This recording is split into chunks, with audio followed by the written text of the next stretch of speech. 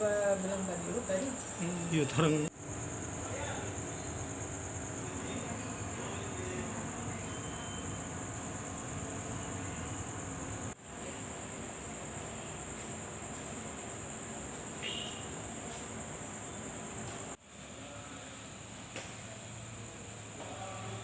Jadi pasiennya memang pernah berkunjung di Wuhan selaku interpreter dari pesawat Lion yang membawa turis dari Wuhan ke Indonesia.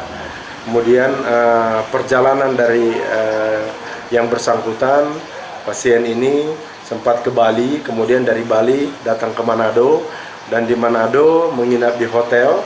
Kemudian karena dia juga merasa khawatir, akhirnya melaporkan ke manajer hotel.